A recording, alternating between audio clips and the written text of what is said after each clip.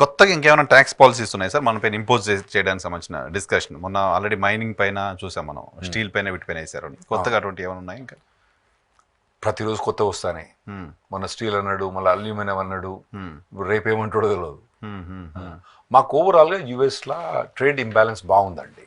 ఇంకోటి ఏంటంటే మేము ఎక్స్పోర్ట్ చేస్తేనేమో మాకేమో మొత్తం టారిఫ్లు ఇస్తాను, మా దగ్గర టారిఫ్లు లేవు. ఇప్పుడు మేము టారిఫ్లు మొదలు పెడతాను అంతే. దానివల్ల మేము కొద్దిగా బ్యాలెన్స్ చేయగలుగుతాం. ఒకటి ఏంటంటే ఇప్పుడు ఇక్కడి నుంచి ఏదైనా ఎక్స్పోర్ట్ చేసాం అనుకోండి, ఇప్పుడు కాటన్ కానీ ఏది మనం ఇవి కానీ ఎక్స్పోర్ట్ చేస్తే వాటి మీద టారిఫ్ అనేది లేదు, లేదా అంటే తక్కువ ఉన్నది. అదే విస్కీ కనుక మేము అక్కడి నుంచి ఇక్కడ పంపించాం అనుకోండి 100% టారిఫ్ వేస్తాను మాకు. ఎందుకు? మీరు మీ దానికే మేము వేస్తలేము, మా దానికే మేము వేస్తాను. మోటార్ సైకిల్కి మీరు వేస్తాను, కార్లకు మీరు టారిఫ్ వేస్తాను. మరి మీరు కారు పంపిస్తే మేము ఎందుకు వేస్తలేము? కారు ఒక్కటే కాదు కదా, మిగతా అన్ని కూడా పంపిస్తారు కదా మీరు. అటువంటి అన్నిటి కూడా మేము వేస్తాను అని ఇతను చెప్తాను. సో అది బ్యాలెన్స్ చేసే ప్రయత్నం జరుగుతుంది. సో అమెరికా ఎయిడ్ ఆపేసింది. ఎయిడ్తో పాటు అమెరికాకి సంబంధించిన ఇంటర్నల్ కొన్ని డిపార్ట్మెంట్స్కి సంబంధించిన ఫండ్స్ కూడా తగ్గిస్తున్నారని వార్తలు వస్తున్నాయి. ఇప్పుడు మా బడ్జెట్ మొత్తం $6 trillion అండి. $6 trillion దాదాపు మన I think so Indian budget ఇప్పుడు $600 billion, అంటే మన దాదాపుగా 10 times ఎక్కువ బడ్జెట్ మాది. అందులో $2 trillion కట్ చేస్తా అని వీళ్ళు ప్రపోజల్ పెట్టుకున్నారు. 1 trillion తప్పకుండా చేస్తారని వీళ్ళకి ప్రపోజల్. అందులో యుఎస్ ఎయిడ్ అన్నది ఆర్గనైజేషన్ దానికి $70-80 billion సేవ్ అయింది. దాంతో దాదాపుగా 50 కొన్ని ఇంకొక ఖర్చు ఉన్నా కానీ $50 billion సేవ్ అయింది. డిపార్ట్మెంట్ ఆఫ్ ఎడ్యుకేషన్ $260 billion, దాదాపుగా 1/3 ఆఫ్ ద ఇండియన్ బడ్జెట్ ఒక డిపార్ట్మెంట్ ఆఫ్ ఎడ్యుకేషన్ అనేది ఉందన్నట్టు. దాన్ని తీసేస్తా అంటాడు. అలా $260 billion కనీసం $60 billion ఎక్స్పెండిచర్ అయినా కూడా డిపార్ట్మెంట్ తీసేస్తే $200 billion సేవ్ అవుతాయి. ఇంటర్నల్ రెవెన్యూ సర్వీస్ ఏదైతే మన మీ దగ్గర ఇన్కమ్ ట్యాక్స్ డిపార్ట్మెంట్ ఏమంటారు, ఇన్కమ్ ట్యాక్స్ డిపార్ట్మెంట్, అందులో కూడా వీళ్ళన్నీ ఏదో చేసి చాలా డబ్బులు వీళ్ళు పే చేయట్లేదు, స్పెసిఫై చేస్తారు. ఇలాన్ మస్క్ రిలీజ్ చేసిండు మిలియన్స్ అంటే లక్షల మంది 200 ఏళ్ళని బతుకుతారు అక్కడ, ట్యాక్స్ కట్టట్లా.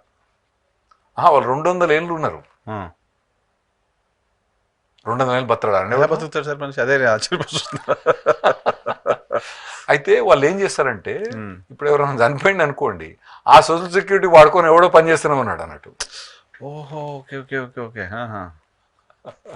కాదు సార్, అక్కడ ఇప్పుడు మీ పాన్ కార్డు ఉంటుంది కదా, మా దగ్గర సోషల్ సెక్యూరిటీ నెంబర్ అన్నట్టు ఆధార్ కార్డ్ టైప్ అనుకోండి. అయితే ఎక్కడ పోయినా కానీ అక్కడ జాబ్లో చూపెట్టాల్సి వస్తుంది అన్నట్టు. వీళ్ళు ఎవరితో చచ్చిపోయిన సోషల్ సెక్యూరిటీ పెట్టుకొని వాడతారు. 200 ఏళ్ళు ఎట్లుంటారండి, వాడేది బతురు. మోర్ విజిలెంట్ కంట్రీ కదా అటువంటి. అయితే ఐఆర్ఎస్ ఏం చేస్తుందంటే ఈ డబ్బులను తీసుకొని సపరేట్ పెట్టుకుంటాను కానీ ఏం చేస్తలేదు. చెప్పాలి కదా, గవర్నమెంట్ కు డిక్లేర్ చేయాలి కదా, అరే నాయన వీడు 200 ఏళ్ళు అయిపోయి, వీడు పుట్టి 200 ఏళ్ళు అయిపోయింది, ఇంకా ఎందుకు పని చేస్తాడు. మళ్ళీ తర్వాత ఒక దగ్గర కాదు 20 దగ్గర జాబ్ చేస్తాడు వాడు సేమ్ టైం. సో అవన్నీ మొత్తం డిస్క్లోజ్ చేసి ఇన్ఫర్మేషన్ పబ్లిష్ చేయాలని కొత్త. ఎందుకంటే ఎన్ని సీక్రెటివ్ చేయబట్టి ఏం చేసారు, డబ్బులన్నీ ఎక్కడికి పోతాయని అర్థం కావట్లేదు మాకు. ఇప్పుడు ఎన్ని ఓపెన్ చేసి ఏం చేస్తారో చెప్పండి. సో వృధాని అరికట్టే. ఇంకోటి మేము ట్యాక్స్ పేయర్లకు మాకు తెలవాలి, ఎక్కడి నుంచి వస్తానే ఎక్కడికి పోతానే డబ్బులు తెలవాలి. ప్రతి దాన్ని మీరు సీక్రెట్ అని పెట్టి ఏమన్నా దాంట్లో సీక్రెట్. 200 ఏళ్ళు 20 జాగాలు ఎట్లా పని చేస్తాను, 200 ఏళ్ళు బ్రతకడం మనిషి పెడితే గిన్నీస్ బుక్ లో పెడతాం కావాలి. ఒకటిగా చాలా మంది ఉంటారు వాళ్ళు. సో అటువంటి అన్ని మంచి పని చేస్తారు. సో ఎడ్యుకేషన్కి తగ్గించడం అనేది యూనివర్సిటీస్ వీక్ అవ్వ, యూనివర్సిటీస్ ఫండ్స్ లేకపోవడం ఇదంత ప్రాబ్లం కాదు. ఇక అతను ఏమంటాడంటే, ఇప్పుడు ఎడ్యుకేషన్ అనేది స్టేట్ గవర్నమెంట్స్కు అలొకేట్ చేసింది. సో మనం స్టేట్ గవర్నమెంట్స్కి ఇదే ఫండ్ ఇద్దాం, వాళ్ళని ఏమైనా చేసుకోనియండి అని ఇతను అంటాడు. సో రిమైనింగ్ వాళ్ళని స్పెండ్ చేయండి. ఈ ఎడ్యుకేషన్ డిపార్ట్మెంట్ ఆఫ్ ఎడ్యుకేషన్ పెట్టి తర్వాత వీళ్ళన్నీ ఏంటంటే మగ ఆడగానోళ్ళకు, మధ్యలోకి, బాత్రూంలకు ఫండ్స్ ఇటువంటి అన్ని చాలా చేస్తాను అన్నట్టు వాళ్ళు. సో అది వాళ్ళకు రిపబ్లికన్స్కి నచ్చదు కాబట్టి వాళ్ళకు అటువంటి అన్ని రెస్ట్రిక్షన్స్ అన్ని ఇవన్నీ బాగా కూడా ఈ రిజర్వేషన్స్, అక్కడ మాకు రిజర్వేషన్స్ లీగల్ కాదు కానీ వేరే తిరుగుంటాయి అన్నట్టు, అఫర్మేటివ్ యాక్షన్ అంటున్నట్టు. సో అటువంటి అన్ని పెట్టి ఫండ్స్ అన్ని వాటి డైవర్ట్ చేస్తున్నారు అన్నట్టు. వాటి డైవర్ట్ చేస్తున్నారు, అటువంటి అన్నీ ఆపాలి. తర్వాత మీకు తెలుసు కదా, గవర్నమెంట్ ఎంప్లాయీస్ ఇక్కడ గవర్నమెంట్ ఎంప్లాయీస్కి అక్కడ గవర్నమెంట్ ఎంప్లాయీస్కి ఏమి తేడా లేదు. వాడు పని చేయడు, పని చేస్తే వాడిని జాబ్ పోతాడు అట్లా. తర్వాత వాడు వచ్చే అసలు 2/3 ఆఫ్ ద గవర్నమెంట్ ఎంప్లాయీస్ అక్కడ అండి ఆఫీస్ పోరు. అదేంటి ఇంట్లో కూర్చొని పని చేస్తున్నాం. వర్క్ ఫ్రమ్ వాడేం పని చేస్తాడు, వాడు పని చేసేది లేదు, ఇంట్లో కూర్చొని శాలరీ తీసుకుంటాను. సో వాళ్ళందరినీ ఇప్పుడు జాబుకు రా అని చెప్పేసి, ఇప్పుడు అందరికీ ఎవరైతే జాబుకు రా అని చెప్పేసిండు, పెర్ఫార్మెన్స్ ఒక్కొక్కరు పెర్ఫార్మెన్స్ చూసి ప్రైవేట్ కంపెనీ మాదిరి తీసి పడేస్తాడు, పింక్ స్లిప్ ఇచ్చేస్తాడు.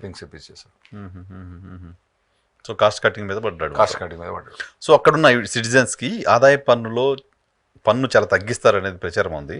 అదేమన్నా డిస్కషన్ ఉంది? ఎప్పుడు రిపబ్లికన్ పార్టీ వచ్చినా కూడా దాదాపుగా టాప్ లెవెల్ 2%, 3% క్రీమ్కు తగ్గుతుంది. మళ్ళీ డెమోక్రాట్స్ రాగానే వాళ్ళు పెంచుతారు, మళ్ళీ రిపబ్లికన్స్ రాగానే వాళ్ళు పెంచుతారు. ఇప్పుడు అయిందే, ఇప్పుడు ప్రాసెస్లో ఉందా? రిపబ్లికన్స్ కదా, ఇప్పుడు ట్రంప్ రిపబ్లికన్ తగ్గిస్తారు కానీ తగ్గించే ఛాన్స్ ఉంటుంది. తగ్గే ఛాన్స్.